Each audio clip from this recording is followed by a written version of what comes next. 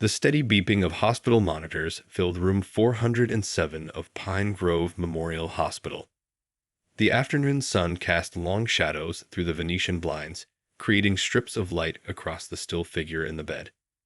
For 1,825 days, 5 full years, she had remained motionless, lost in the depths of a coma that doctors feared she might never wake from. But today was different. Her fingers twitched first, a subtle movement that the young nurse almost missed during her routine check. Then came a flutter of eyelashes, followed by a sharp intake of breath that made the vital signs monitor spike dramatically. "Doctor. We need a doctor in here immediately."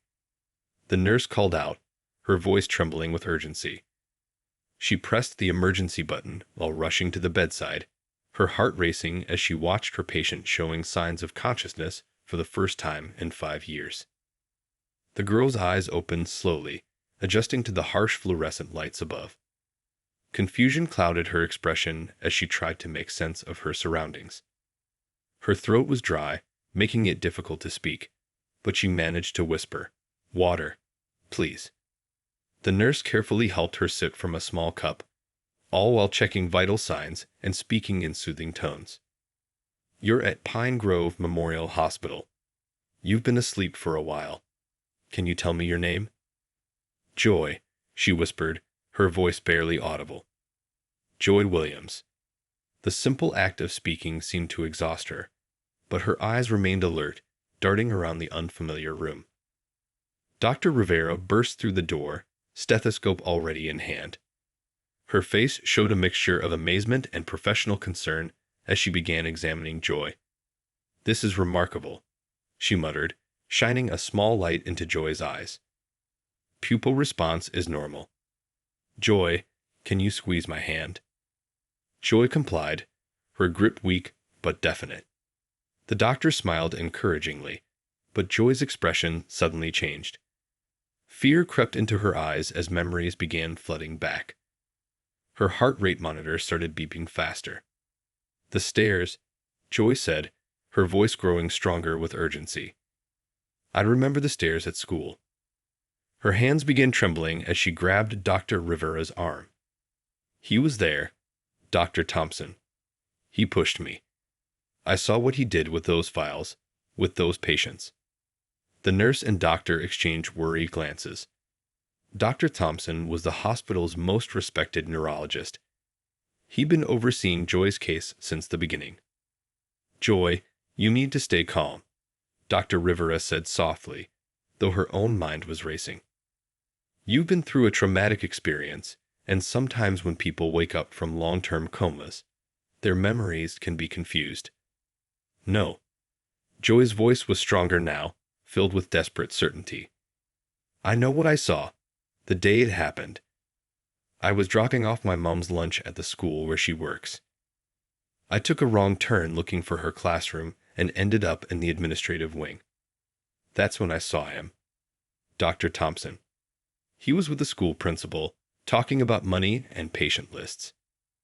Dr. Rivera noticed Joy's hands were shaking, but her eyes were clear and focused. This wasn't the typical confusion of a coma patient.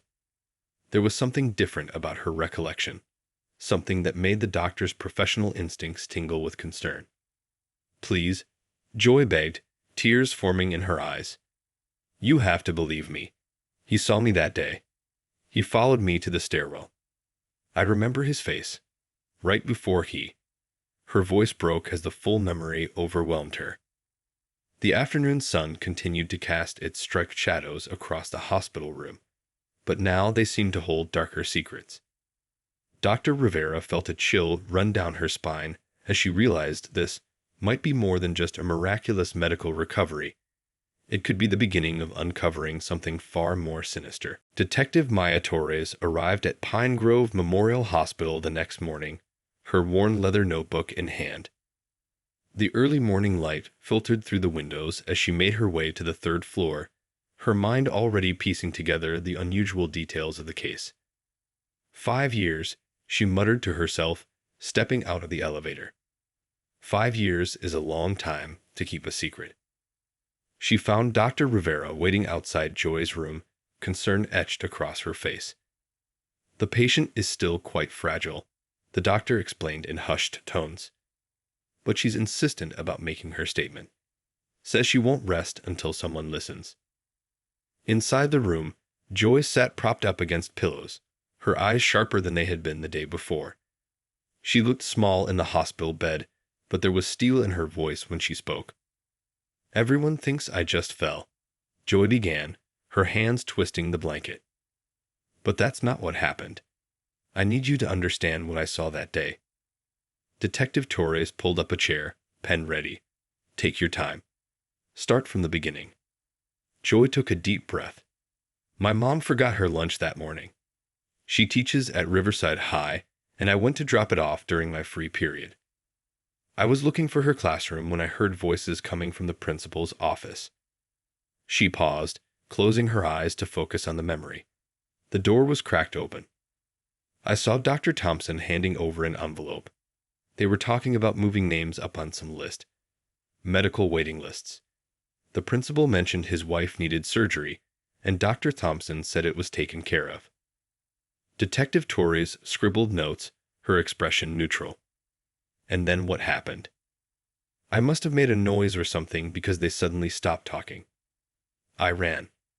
I heard footsteps behind me, but I didn't look back. I took the stairs because I thought it would be faster." Joy's voice cracked. "That's when I felt hands on my back. A hard push. I remember falling, and then nothing. Until yesterday." Dr. Rivera, who had been standing quietly by the door, stepped forward. "Detective, there's something else you should know. I've been reviewing Joy's medical records from the day of her accident. Pages are missing. Test results that should be there aren't." The detective looked up sharply. "Are you saying records were altered?" "I'm saying something isn't right. And Dr. Thompson had full access to all of Joy's records these past 5 years. He was the lead physician on her case until I took over last month." Just then, a nurse burst into the room, looking flustered. "Dr. Rivera, you need to see this. Someone's been accessing Joy's digital files all morning, deleting things from the system." Detective Torres was already on her feet. "Can you trace the access point?" "Third floor medical records office," the nurse replied. "It's happening right now." The detective's hand went to her phone. "I need you to lock down that office immediately. Don't let anyone leave." She turned to Joy, her expression softening slightly. "We're going to get to the bottom of this. I promise." As Detective Torres rushed out, Dr. Rivera noticed Joy's hands were shaking again. But this time, it wasn't from fear. There was determination in her eyes. "5 years," Joy whispered. "He thought I'd never wake up. He thought his secret was safe. But I'm awake now, and I remember everything." Dr. Rivera sat at her desk late that night, sifting through stacks of medical records. The office was quiet except for the gentle hum of her computer and the occasional rustle of paper. Her coffee had gone cold hours ago, but she barely noticed. "This doesn't make sense," she muttered, comparing 2 sets of brain scan results. The ones from the day of Joy's accident showed something entirely different from what was noted in the official report. She pulled up another file on her computer, then froze.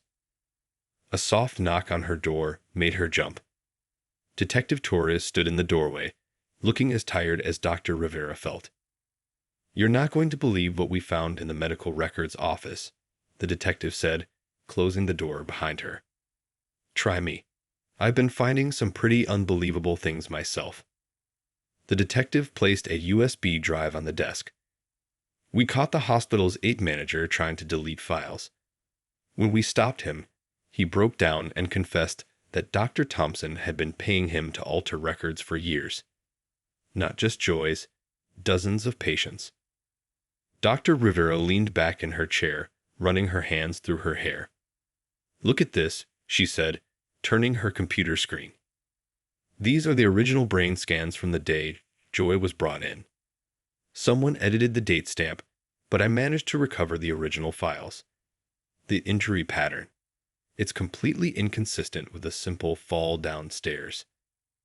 More like someone pushed her with considerable force, Detective Torres finished, leaning in to study the images. The question is, how many others are there? Just then, Dr. Rivera's phone buzzed. Her face paled as she read the message. Joy's heart rate is spiking. We need to get to her room. Now.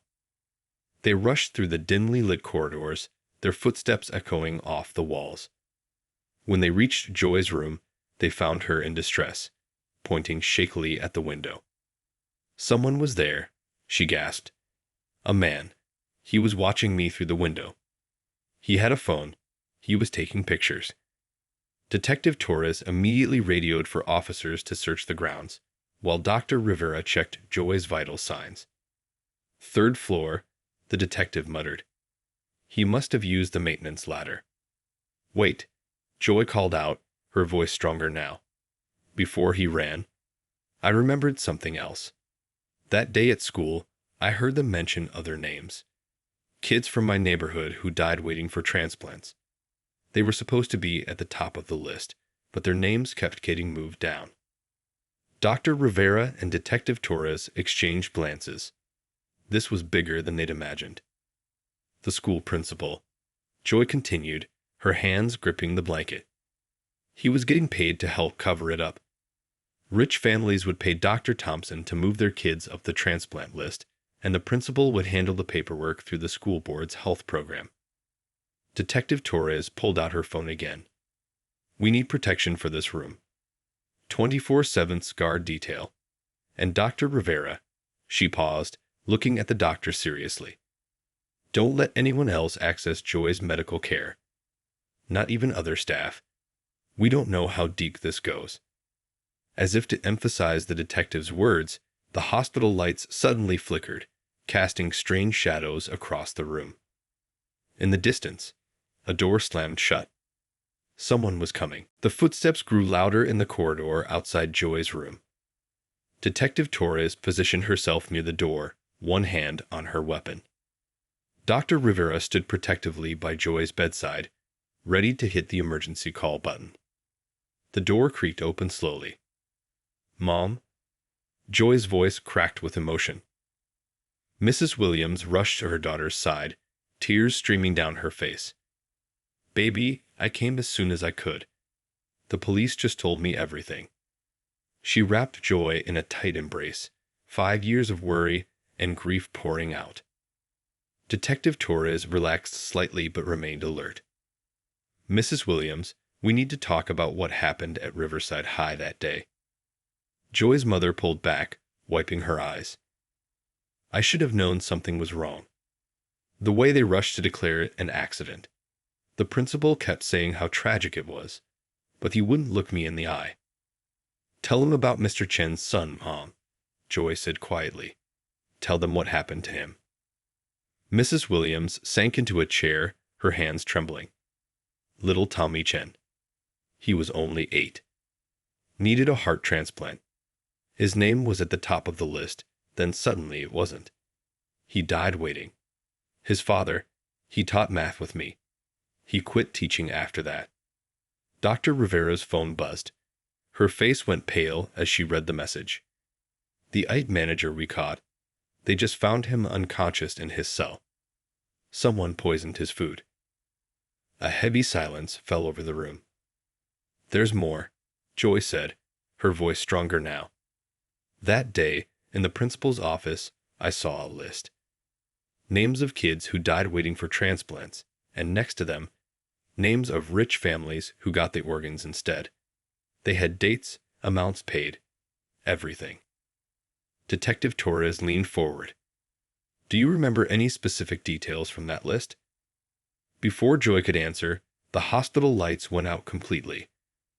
Emergency generators hummed to life, casting an eerie red glow through the room. This isn't a normal power failure, Dr. Rivera said, rushing to check the window. Someone cut the main power supply. In the dim red light, they heard the elevator ding at the end of the hall. Footsteps echoed, getting closer. Multiple sets this time. "Mom," Joy whispered, gripping her mother's hand. "The day I fell." Dr. Thompson wasn't alone on those stairs. There was someone else with him. Someone in a suit. He had a hospital board member pin. Detective Torres spoke quietly into her radio, calling for backup. But in the eerie silence that followed, they all knew help might not arrive in time. The footsteps stopped right outside their door.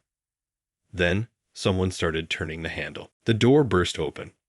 2 uniformed police officers rushed in, guns drawn. Behind them stood Chief Inspector Rodriguez, his badge catching the red emergency light. "Everyone okay in here?" he asked, scanning the room. "We got Detective Torres's call just in time.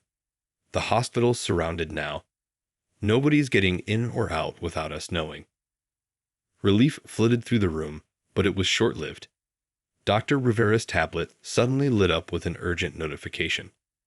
"Someone's accessing the hospital's main database right now. They're deleting everything. Patient records, transplant lists, everything." Detective Torres was already moving. "Can you trace it?" "The administrator's office on the top floor," Dr. Rivera said, her fingers flying across the screen. "Wait, there's something else. Someone just authorized a medical helicopter for immediate takeoff from the roof." Chief Rodriguez grabbed his radio. "All units, we need eyes on that helicopter. Do not let it take off. Repeat, ground that chopper." Joy suddenly sat up straighter, her eyes wide. "The board member I saw that day. He always carried a silver briefcase with the hospital logo. I remember because it caught the light when he was on the stairs with Dr. Thompson." Mrs. Williams squeezed her daughter's hand. "The board chairman. I remember him from school events. He always had that briefcase." "The same briefcase he's probably filling with evidence right now," Detective Torres said grimly. She turned to the chief. "Sir, we need to get to that office." "You stay here," Chief Rodriguez ordered. "Guard Joy. I'll handle the office." He rushed out with several officers, leaving 2 behind to guard the door. In the tense minutes that followed, they could hear sirens outside and the distant whoop-whoop of helicopter blades starting up. Dr. Rivera's tablet pinged again. Her face lit up. "They didn't get everything. I had backup files stored on a secure server. Look at this. Proof of every illegal transplant for the past 6 years. Names, dates, payments." The helicopter sound grew louder, then suddenly stopped. Chief Rodriguez's voice crackled over the radio. "Suspects in custody. We got them." The chairman and Dr. Thompson were trying to flee with documents. Joy let out a breath she didn't know she'd been holding. Her mother pulled her close, crying softly. "There's one more thing," Dr. Rivera said, still scrolling through files. "These records show a pattern. Every victim was from a lower-income neighborhood. Every recipient was from the wealthy side of town. They weren't just selling organs to the highest bidder. They were deliberately targeting specific communities." Detective Torres's jaw tightened. "This goes beyond medical fraud. This is systematic discrimination." Suddenly, Joy's monitor started beeping rapidly. Her face had gone pale. "What's wrong?" Mrs. Williams asked, panic in her voice. Dr. Rivera rushed to check Joy's vitals. Her expression changed from concern to anger. "Someone tampered with her medication. Recently. The IV bag, it's been switched." The room erupted into action. As Dr. Rivera worked to stabilize Joy, Detective Torres sealed off the room as a crime scene. Outside, more sirens wailed in the darkness. Joy's voice was weak but determined. "They tried to silence me once. They tried again tonight. But I'm not going anywhere. Not until everyone knows the truth." In the distance, dawn was breaking over the city. The first rays of sunlight pushed back the emergency light's red glow, bringing with them the promise of justice.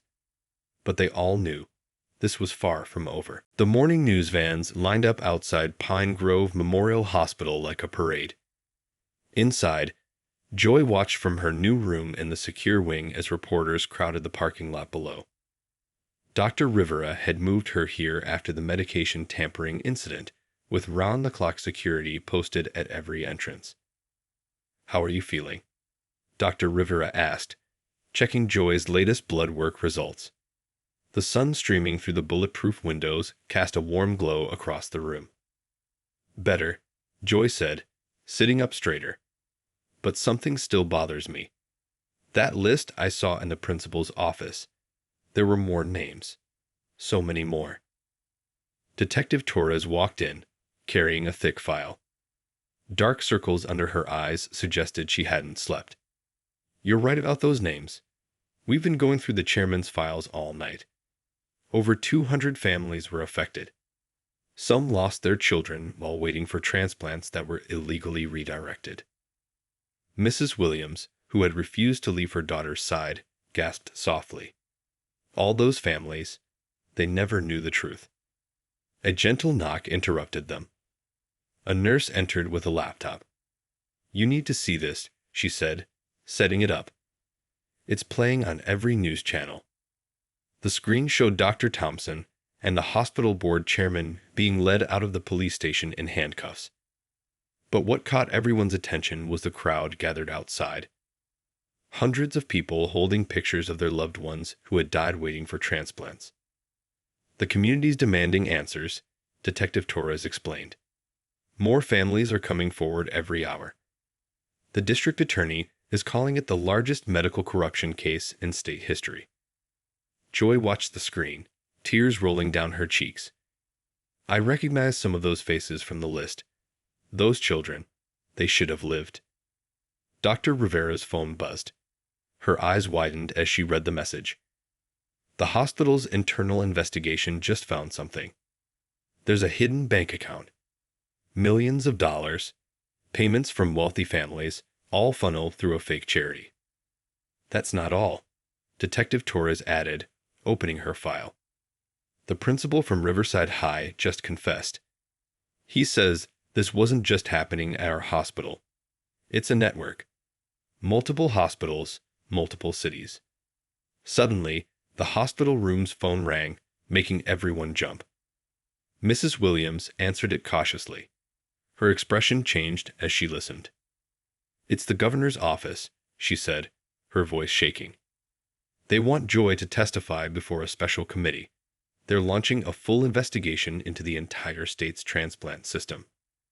Joy sat silent for a moment, taking it all in. When she spoke, her voice was steady.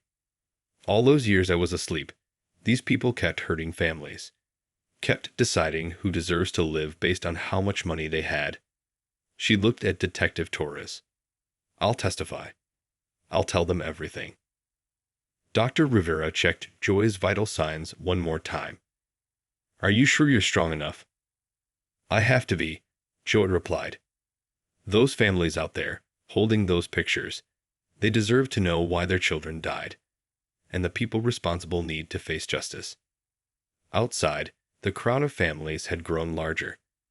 Their voices carried up to Joy's window, not angry shouts, but a unified call for justice. Some held candles, others embraced and shared their stories. Detective Torres received another message. "The FBI just arrived. They're setting up a task force. This is going national." Mrs. Williams took her daughter's hand. "You woke up for a reason, baby. You're their voice now." As the sun climbed higher in the sky, Joy watched more families arrive at the hospital. Each person carried a picture, a story, a loss that could have been prevented. The truth was finally coming to light, and though the road ahead would be challenging, she knew she had to see it through. The system that had tried to silence her was crumbling, and in its place, hope was rising. Hope for justice, for change, and for a future where every life would be valued equally. The state capitol building buzzed with tension. Joy sat in her wheelchair behind the heavy wooden doors of the hearing room, taking slow, deep breaths. In just minutes, she would face not only Dr. Thompson and the hospital board chairman, but also a panel of state officials investigating the transplant scandal. "Remember," Detective Torres said softly, kneeling beside her wheelchair. Just tell them exactly what you saw. Your truth is powerful enough. Mrs. Williams adjusted her daughter's collar, trying to keep her hands from shaking. I'm so proud of you, baby. The doors opened. The hearing room was packed. Families of victims filled the seats, many holding framed photographs of their lost loved ones. News cameras lined the back wall. At the front, Dr. Thompson and the chairman sat with their lawyers, both men looking much smaller now in their orange jumpsuits. As Joy was wheeled to the witness stand, she caught sight of Dr. Rivera sitting in the front row, giving her an encouraging nod. The doctor had spent the past week preparing medical evidence to support Joy's testimony. Please state your name for the record, the committee chairwoman said, her voice echoing through the microphone. Joy leaned forward. My name is Joy Williams. 5 years ago, I witnessed Dr. Thompson and others conspiring to sell organ transplants to wealthy families. The room fell silent as Joy began her story. She described everything. The conversation she overheard, the chase down the stairs, the push that put her in a coma. Her voice grew stronger as she spoke about the families who lost children while waiting for transplants that were illegally redirected. But it wasn't just about money. Joy continued, her eyes fixed on Dr. Thompson. They chose which neighborhoods to target. They knew exactly what they were doing, who they were hurting. Dr. Thompson's lawyer stood to object, but before he could speak, the hospital's former 8th manager was brought in. He carried a thick stack of documents, printouts of every altered record, every illegal payment, every life lost to their scheme. The records don't lie, he said, his voice trembling. I helped them hide the truth for years. Not anymore.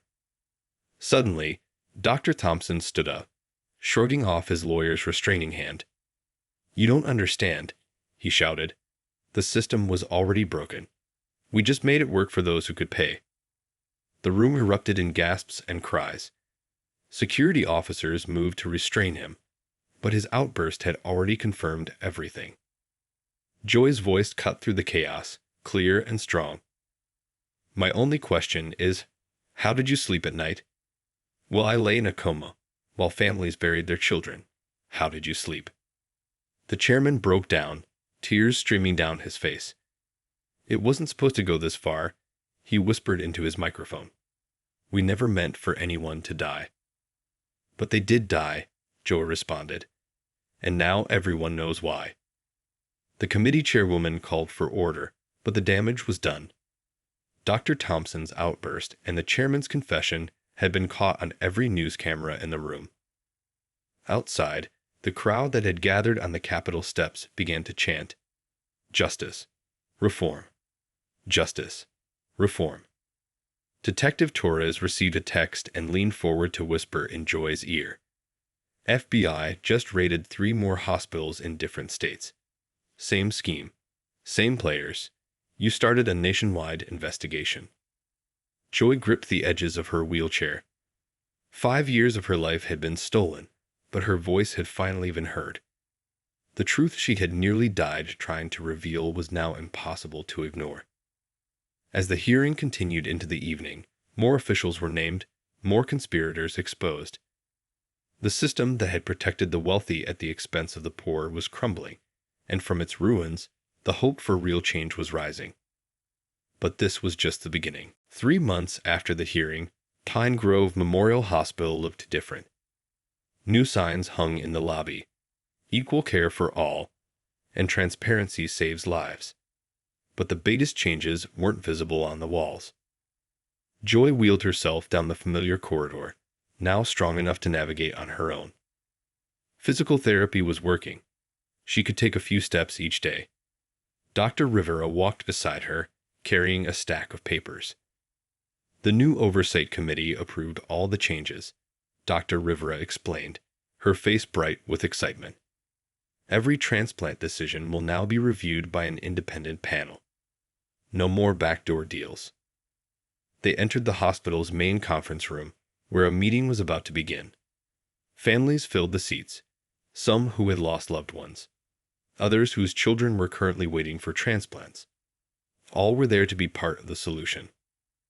The verdicts came in this morning, Detective Torres announced, joining them. Dr. Thompson, 30 years. The chairman, 25 years. 6 board members got between 10 and 15 years each. She paused, looking at Joy. The principal from your school took a plea deal. He's testifying against corrupt administrators in other states. Mrs. Williams, who now headed the newly formed Patient Advocacy Board, stood at the front of the room. Today, we're not just talking about what went wrong, she said. We're making sure it never happens again. The doors opened, and a small group of children walked in with their parents. They were the first recipients under the new transparent transplant system. Each one had been on waiting lists for months, some for years, before the scandal broke. Now they had a real chance. Joy watched as a little girl climbed onto her mother's lap, her new heart beating strong and sure. The child's family hadn't needed money or connections, just their place on the fair waiting list. Remember Tommy Chen? Joy whispered to her mother. His father is helping set up similar oversight committees in other states. He says Tommy would be proud. Dr. Rivera's phone buzzed. She smiled as she read the message. The governor just signed the new Healthcare Equality Act. They're calling it Joy's Law. Every hospital in the state will have to follow these same guidelines. The FBI agent who had led the nationwide investigation stepped into the room. We've uncovered similar schemes in 12 other states so far, she reported. But thanks to the evidence from this case, we're shutting them down one by one. A news crew set up cameras in the corner, preparing to document the meeting. The story had captured national attention, sparking debates about healthcare justice and systemic change. Sometimes, Joy addressed the room, her voice clear and strong. It takes something terrible to create something good. What happened here was wrong. People died who shouldn't have died. But look around this room now. She gestured to the families, the children, the doctors, and advocates all working together. This is what change looks like. This is what justice looks like. The little girl with a new heart walked over to Joy's wheelchair, holding out a crayon drawing. It showed a diverse group of stick figures holding hands around a hospital. My mom says you're the reason I got my new heart, the child said simply. Thank you. Joy held the drawing carefully, tears in her eyes. 5 years of her life had been stolen, but countless other lives would be saved because she woke up and spoke the truth. Outside the conference room windows, the sun was setting on a changed hospital. The old system of privilege and corruption was gone, replaced by something better, something fair. But more work remained. More hospitals needed change. More families needed justice. And Joy was ready to help lead the way. 1 year later, Joy stood at the podium of the National Medical Ethics Conference, her legs strong enough now to support her full weight. The audience filled the massive hall. Doctors, administrators, lawmakers, and families from across the country. A year ago, I was a girl in a wheelchair, scared but determined to tell the truth, she began. Today, I'm here to tell you about everything that's changed, and everything that still needs to change. Behind her, a large screen showed statistics. 28 corrupt hospital administrators convicted. 43 doctors stripped of their licenses. Over 1,000 families finally getting answers about their loved ones' deaths. But more importantly, it showed the lives saved. 312 successful transplants under the new FAIR system. 0 cases of wealth-based discrimination. 100% transparency in organ allocation. Dr. Rivera, now the hospital's chief of ethics, sat in the front row. She had helped implement similar oversight systems in hospitals across 6 states. Next to her sat Mrs. Williams, who had turned her grief and anger into a nationwide advocacy movement. The hardest question I get asked, Joy continued, her voice steady, is whether I regret going to deliver my mom's lunch that day. Whether I regret overhearing a conversation that put me in a coma for 5 years. She paused, looking out at the sea of faces. The truth is, those 5 years were stolen from me. I missed my high school graduation. I missed my little cousin's first steps. I missed 5 years of hugging my mother. But when I think about the children who are alive today because that corrupt system was exposed. Her voice caught slightly. In the audience, the little girl with a new heart, now a year stronger, gave her a thumbs up. What happened at Pine Grove Memorial wasn't unique. It was just the first domino to fall. Today, we're not just fighting corruption in one hospital or one state. We're changing the entire system. Detective Torres, now heading a specialized medical crimes unit, nodded from her seat. On her laptop, she had the latest numbers. Investigations ongoing in 27 states, each one sparked by Joy's testimony. But our work isn't finished, Joy said, her voice growing stronger. Every time we expose corruption in one hospital, we find links to others. Every time we save one life through fair organ allocation, we remember those who didn't get that chance. She stepped away from the podium, walking to the edge of the stage. I spent 5 years in darkness, but I woke up to tell the truth. Now it's our job, all of us, to stay awake, to stay vigilant, to make sure every patient, every family, every child gets the same chance at life, regardless of their wealth or background. The room erupted in applause, but Joy wasn't finished. Tomorrow, the President will sign the National Healthcare Equity Act. But laws are just words on paper unless we enforce them. Unless we stand up for what's right. Unless we remember why we fought so hard for change in the first place. She held up the crayon drawing the little girl had given her a year ago, now framed. This is why we fight. For every child who deserves a fair chance. For every family waiting for hope. For every life that hangs in the balance. As Joy finished speaking, the entire audience rose to their feet. But she wasn't watching them. Her eyes were on her mother, who held up a familiar brown paper lunch bag, just like the one from that fateful day. Some might call what happened to Joy a tragedy. But as she looked out at all the lives changed, all the families helped, all the corruption exposed and justice served, she knew it was something else. It was awakening. Not just hers, but an entire nation's. And this was only the beginning. The end.